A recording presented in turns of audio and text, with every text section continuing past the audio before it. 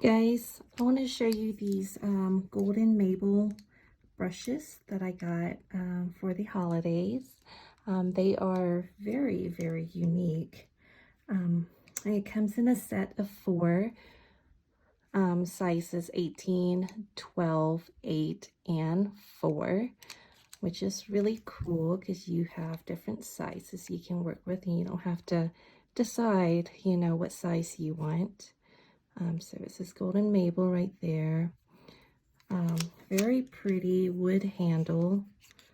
And so what's unique about these is it's a round brush with a liner in the middle, which is very unique. I don't think I've ever seen anything like this before. Let me know if you have.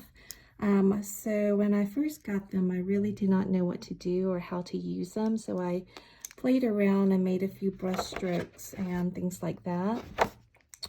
So I wanted to kind of demonstrate for you today some of the brush strokes that it can make. I have seen people use this to make florals, watercolor flower paintings. I don't usually paint flowers. I usually do landscapes, so I was determined to be able to use these painting landscapes. So let's see. So for landscapes, typically some of the elements are mountains, fields, trees, sky, and grasses. So you can kind of see some of the elements here that I have painted using exclusively these golden maple brushes. So I want to just kind of demonstrate for you briefly how I painted some of these elements. So I'm going to start with the 8. Maybe that's a good size. I'm going to wet it and pick up my colors. So I'm going to use, let's just use maybe this color. It's kind of Payne's gray color. I'm just going to fill up my brush with this.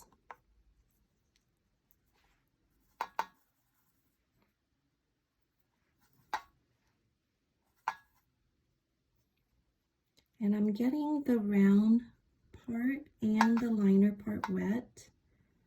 And I'm going to paint a mountain. I'm going to show you how I did it. I'm sure there may be other ways to do it, but this is what I've learned or discovered. All right, so for my mountain, let me get you a little closer. What I did was I laid it down on the side like this. And I sweeped it up, and I used the sort of the liner tip to make the outline of the mountain that I want, whether that's rounded with a hump or pointy. I can even make it pointy if that's what I want to do, and which is really cool because, and I'm also pressing down on the whole brush at the same time. So I'm putting moderate pressure, this is really cool because I'm filling up, I'm making the whole mountain all at once in one layer, which is so cool because I like that. I'm done with the mountain, and it creates sort of an unpredictable shape of the mountain. I don't really have to think about, what to draw. I just use my brush, and if you want, you can blend it down at the bottom, or you can leave it as is. And the liner, it's really awesome to kind of create your horizon line at the bottom if you want. So if you want your mountain to kind of taper off, the liner helps with that too, like this. So this is really cool for making a mountain. So I'm using an 8. If you want to make a smaller mountain, just use the 4. If you want to make a bigger one, then use the larger sizes that they have, the 12 and the 18. So that's cool. And if I let this dry, I can go in on top of that, use my liner part of the brush to put in details if I want to draw in some scraggly lines or some shadows. I can drop in small shadows if I want to do that using the embedded liner. So convenient. All right, so that's a mountain. How I painted the suggestion of feels up here and over here. And some of these right here is, let me rinse my brush. I'm going to pick up a green, just random color. And I'm going to go in, I'm going to start with my liner, slowly press down on the round part of it and slowly bring it up. You can bring it up as fast as you want or slow as you want, and you have that. So how I made the field up here is I just kind of went backwards, knowing that the further part of the field is skinnier. So I used my liner. And then as I got closer to the viewer, I made the field a little larger, and that's it. Oops, sorry.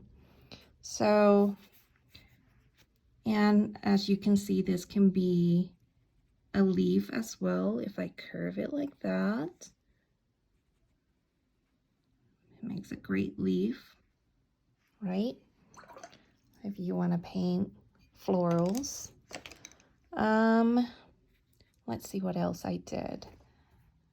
You can use the liner to draw details, obviously. So I'm drawing a stem for my leaf.